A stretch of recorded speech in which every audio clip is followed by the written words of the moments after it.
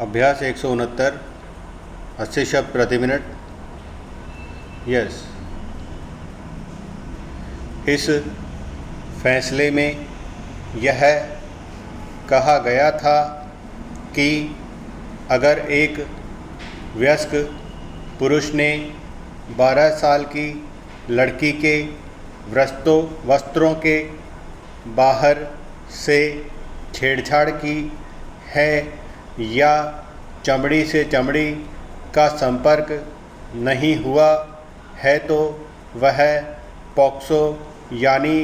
यौन अपराधों से बच्चों का संरक्षण कानून की तरह अपराध के तौर पर नहीं देखा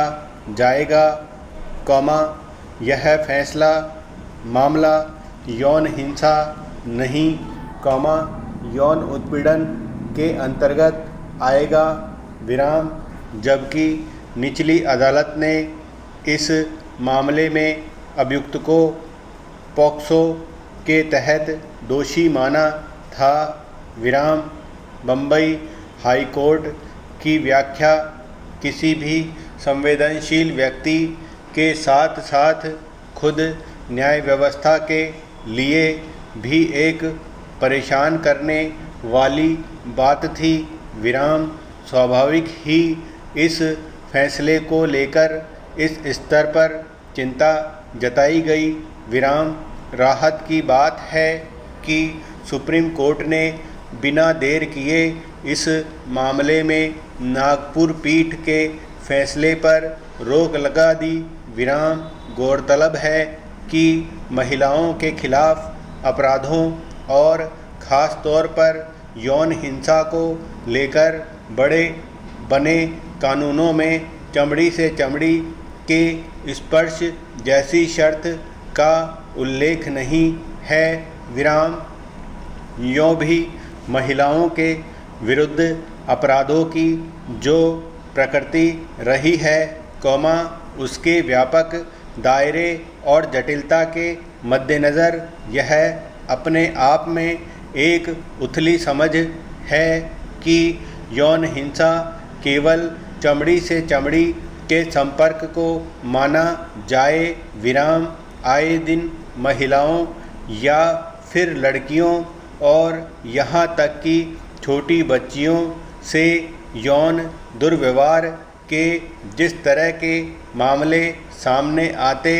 हैं, उसमें ऐसी शर्त को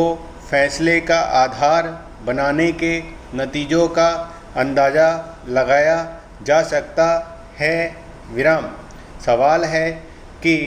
एक जघन्य अपराध के रूप में बलात्कार आखिर किन प्रवृत्तियों का अंजाम होता है। समाज के सभ्य और आधुनिक होने के साथ साथ यौन हिंसा की परिभाषा भी ज़्यादा संवेदनशील और व्यापक हुई है और न केवल छेड़छाड़ बल्कि किसी महिला के खिलाफ प्रत्यक्ष या परोक्ष भाषिक अश्लील टिप्पणियों को भी इसके दायरे में माना जाता है, महिलाओं और पुरुषों के जीवन और सामाजिक स्थितियों में जो पड़ते हैं, उसमें पितृसत्तात्मक नज़रिया और सोच ज़्यादातर भावों और व्यवहारों को संचालित करती है, इसमें स्वाभाविक तौर पर महिलाओं को अलग अलग तरह की वंचना, मानसिक और शारीरिक हिंसा का सामना करना पड़ता है, एक बराबरी आधारित समाज में अदालतों की यह जिम्मेदारी बनती है कि वे महिलाओं के लिए न्याय सुनिश्चित करें, इसके लिए पितृसत्तात्मक सोच की बुनियाद पर खड़ी स्त्री विरोधी धारणाओं पर चोट सबसे पहली ज़रूरत है, आज भारतीय पत्रकारिता की आयु 241 बरस की हो गई है, ठीक आज के दिन कौमा यानी 29 जनवरी को वर्ष 1780 में कौमा भारत में पहले अखबार का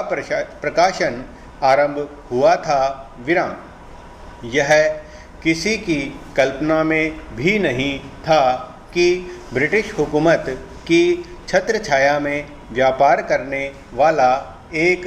आयरिश मूल का व्यक्ति भारत में सबसे पहला अखबार निकालकर ब्रितानी हुकूमत की नींद उड़ा देगा और भारतीयों की समस्याओं को सजग तरीके से उठाएगा विराम। हैरानी इस बात की है कि भारत में पत्रकारिता का जनक कहलाने वाले शख्स जेम्स हिकी की पत्रकारिता और साहित्य लेखन में रुचि नहीं थी विराम।